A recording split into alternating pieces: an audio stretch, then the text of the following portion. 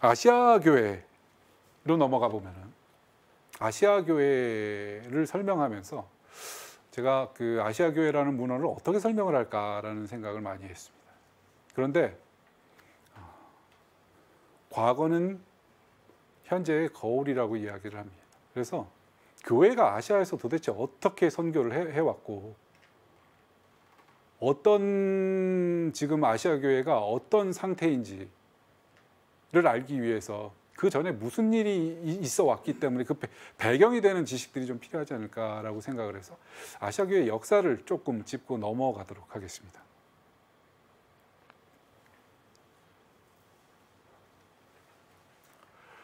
교회의 선교다라고 하면은 교회의 이제 세계 선교, 물론 이제 성령 강림 이후로부터 교회가 설립된 이후로 사도들이 밖으로 나가서 예수님의 기쁜 소식을 전하면서부터 이제 교회의 선교가 시작이 되었지만 교회의 선교가 본격적으로 시작된 것은 15세기입니다.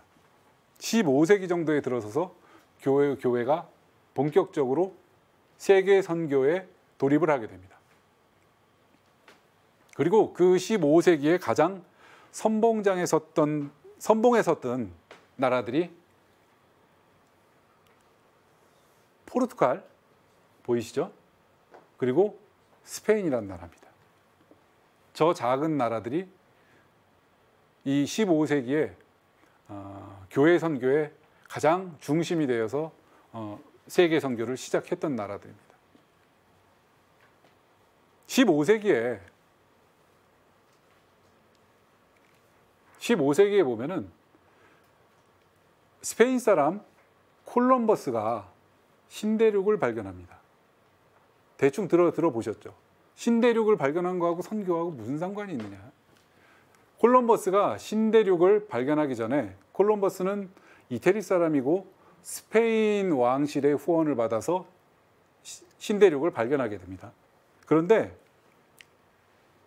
그 이전에 이미 콜럼버스가 이쪽으로 나가기 이전에 유럽은 아시아와 아주 밀접한 교역을 하고 있었습니다. 여러 가지로 무역 상행이들, 사신이 왔다 갔다 하기도 하고 상인들이 왔다 갔다 하기도 하고 하는 밀접한 관계에 있었는데 이쪽이 지금 터키가 여기 있습니다.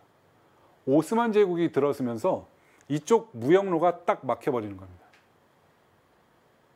이쪽 무역로가 딱 막혀버리면서 포르투갈에서 다시 동방 무역을 하기 위해서 이쪽으로 못 가니까 배를 타고 항해를 하기 시작합니다. 그래서 아프리카를 해안선을 따라서 이렇게 돌아서 모잠비크를 거쳐서 인도에까지 다다르는 항로를 개척합니다. 이 항로를 포르투갈이 개척을 하니까 스페인은 항로를 먼저 선점당했잖아요. 그래서 다시 이 항로를 이용하기가 힘든 겁니다. 그래서 반대로 가면, 그 당시에는 아메리카 대륙이 있다는 걸 몰랐죠.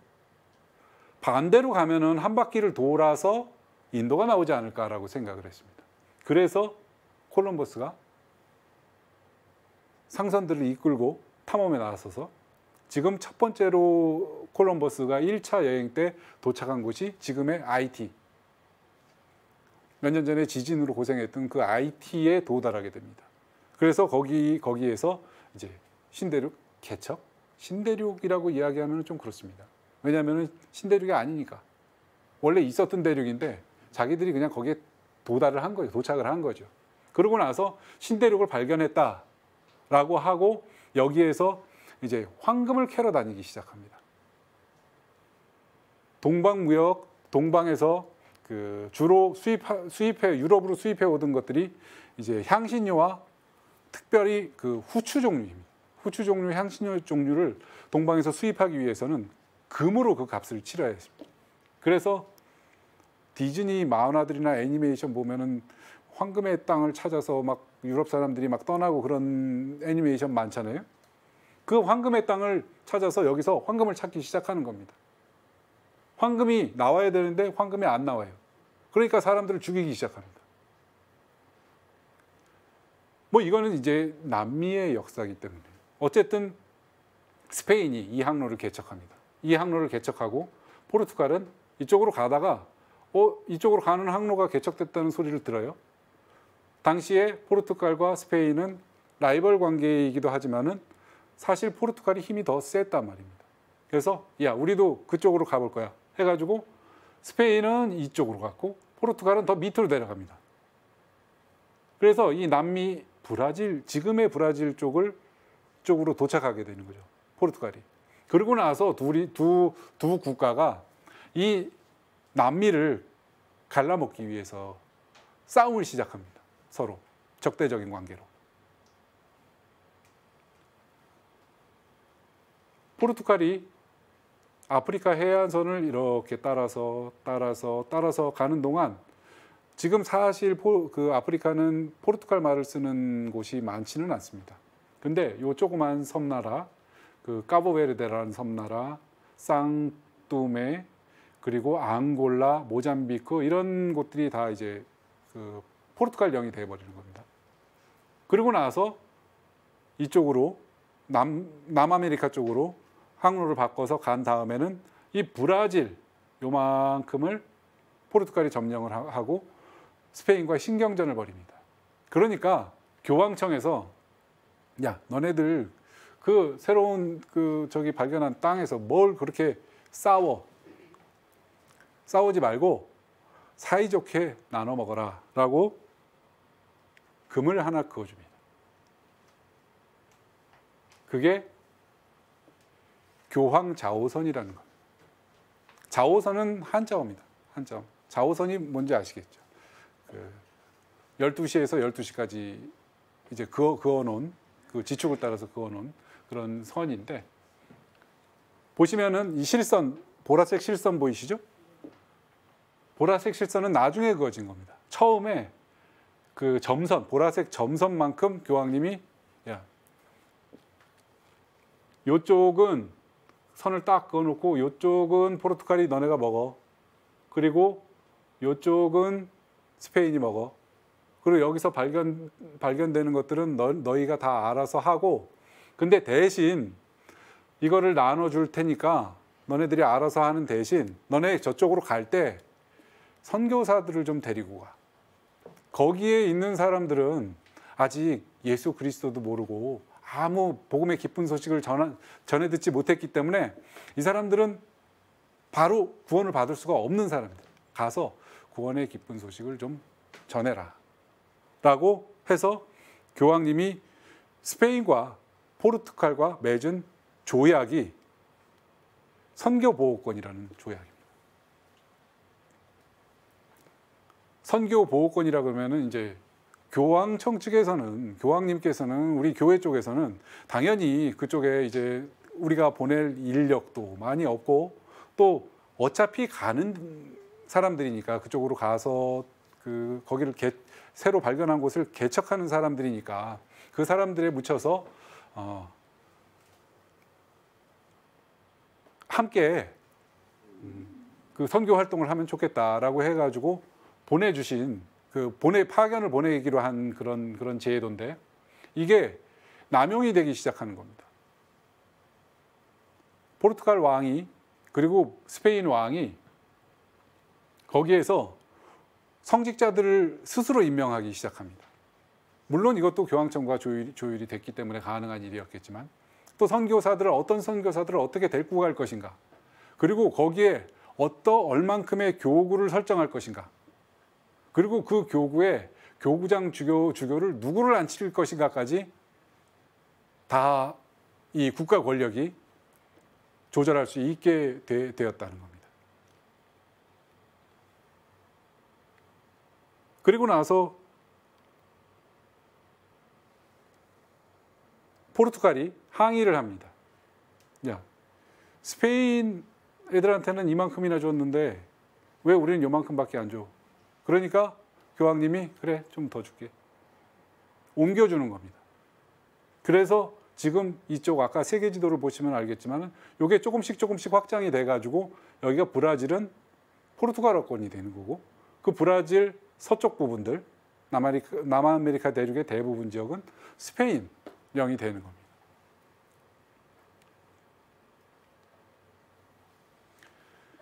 여기에서 우리가 그 15세기의 상황을 살펴볼 때 가장 중요한 키워드들이 몇 개가 있습니다. 그 선교 보호권을 가지고 나갔던 선교사들이 아시아로 들어오기 시작하는 겁니다. 이제. 아시아 선교가 시작이 되는 거예요. 그 첫 번째 계기는 종교 개혁입니다. 루터가 가톨릭의 대사 판매, 성물 판매에 반대해서 위텐베르크 성문에 95개의 반박문을 건 것이 종교개혁의 시초가 되었습니다. 뭐 이 자리에서 종교개혁에 대해서 너무 길게 얘기하면 시간이 너무 많이 지나가기 때문에 하여튼 종교개혁이 있었다는 것은 다 아시죠. 1517년에 개신교가 떨어져 나갑니다. 그래서 유럽 자체가 하나의 어떤 거대한 그 그리스도교, 가톨릭 국가들로 형성이 돼 있었는데 종교 개혁을 통해서 유럽의 북부가 가톨릭이 아닌 프로테스탄트, 개신교로 떨어져 나가게 됩니다. 그 결과로 교황청이 받은 타격은 어마어마했습니다. 당시에는 세계라고 하면은 이 유럽이 전부였는데 그 유럽의 반이라는 숫자의 신자를 잃어버렸다. 그래서 이 종교 개혁의 여파로 교회 쇄신 운동이 일어납니다. 그리고 유럽에서 잃어버린 이 절반의 신자들을 찾기 위해서 선교 활동에 가톨릭 교회가 더욱 매진하게 되는 결과를 가져옵니다. 그 와중에 그 교회 쇄신과 선교 활동의 강화를 위해서 생겨난 한 수도회가 바로 예수회입니다. 예수회가 없었으면 아마 그 아시아의 그리스도의 복음이 전파되지 못했을 것이다 라고 이야기할 정도로 예수회는 아시아 선교에 있어서 가장 중요한 역할을 해왔습니다. 그리고 우리가 잘 알고 있는 프란치스코 하비에르 성인, 그리고 중국의 마테오 리치, 이런 선교사들이 다 예수회 출신 선교사들입니다. 그리고 이 아까 이야기했던 그 선교 보호권으로 포르투갈과 그 스페인이 자기들 마음대로 국가 권력의 입맛에 맞는 교구를 설정하고 주교를 임명했던 그런 어떤 그 폐해를 줄이고자 교황청에서 이제 직접 선교를 담당해야 되겠다라는 목소리가 나오기 시작합니다. 그래서 1622년도에 17세기에 교황청 포교성, 우리가 흔히 그 프로파간다 피데라고 불렀던, 지금은 인류 복음화 성성으로 1988년에 이제 개칭이 됐습니다. 그 교황청 포교성이 설립을 해서 교황청에서 직접 선교를 담당해야 되겠다라는 자성의 목소리가 나오기 시작합니다. 왜냐하면 그 선교 보호권의 피해가 너무나 컸기 때문에. 그런데 그 선교 보호권이라는 것은 교황청과 국가가 맺은 계약이 아닙니까? 그 교황청과 국가가 맺은 계약을 함부로 깰 수가 없어요. 그러면은 그 포르투갈이 혹은 스페인이 파견해 놓은 선교사들과 주교님이 있는데 거기에다가 교황청에서 또 주교를 파견하면 싸움이 나겠죠. 그래서 교구가 아직 설정되지 않은 곳, 선교 보호권으로 인해서 교구가 설정된 곳을 피해서 교황청에서 교황 대리 감목구제라는 것을 만드는 겁니다. 아직 교구가 설정되지 않았지만 선교의 필요성이 있는 지역으로 교황청에서 직접 주교들을 파견하는 겁니다. 이 교황 대리 감목구제는 흔히 우리나라 말로 줄여서 대목구제라고 이야기를 합니다. 그래서 우리나라도 조선 대목구로 시작을 했지 않습니까? 그럼 조선 대목구로 시작을 했는데 우리나라 초대 주교님이 누구십니까? 브리기에르 주교님이시죠. 브리기에르 주교님은 태국에 있던 주교님입니다. 태국에 있던 주교님이 왜 조선까지 올라와서 그 조선 대목구의 교구장이 되었을까? 중국 하면은 중국에서 주교를 임명해서 보내고 선교사를 한국으로 보내면 쉽잖아요. 중국이 북경교구, 남경교구, 마카오교구가 전부 다 그 선교보호권에 묶여 있었던 거예요. 포르투갈이 보낸 선교사들과 포르투갈이 임명한 주교님들이 그 교구들을 맡고 있었기 때문에 그 시암, 지금의 태국에서 그 주교를 선출해서 한국으로 보내게 되는 겁니다. 그래서 결국은 포교성이 정한 이 대목구장들과 그 선교 보호령에서 국가 권력을 등에 업고 주교로 서품된 사람들 간에 이제 이 알력 싸움이 벌어지기 시작하는 겁니다. 그리고 그 알력 싸움에서 또 한 번의 그 쇄신의 목소리가 나오기 시작합니다. 좀 선교를 교황청에서 포교 성성에서 담당하면서 조금 더 성숙한 사람들, 조금 더 전문화된 사람들을 선교사로 파견하자라는 움직임이 나오기 시작합니다. 그래서 설립된 것이 파리 외방전교회가 설립이 됩니다. 파리 외방전교회는 수도회가 아닙니다. 외방선교회는 교회법적으로 사도생활단이라는 명칭을 씁니다. 그래서 사도생활단의 회원들은 대부분 교구사제들로 이루어져 있습니다. 교구사제들인데 선교라는 목적을 가지고 그 선교라는 목적을 이루기 위해서 모여든 교구사제들의 모임이 사도생활단입니다. 그래서 현재로 사도생활단이라고 하면은 우리나라에도 여러 군데가 있습니다. 메리놀 외방전교회, 파리 외방전교회, 골롬반 외방전교회, 선교회, 한국 외방선교회, 이런 과달루페 외방선교회, 이런 선교회들은 수도회가 아니라 사도생활단이고, 사도생활단들은 대부분 선교에 투신하는 사람들이다라고 생각을 하시면 됩니다. 그래서 이런 아시아 교회에 있어서 어떤 큰 사건이 되는 어떤 키워드들을 이렇게 살펴봤습니다.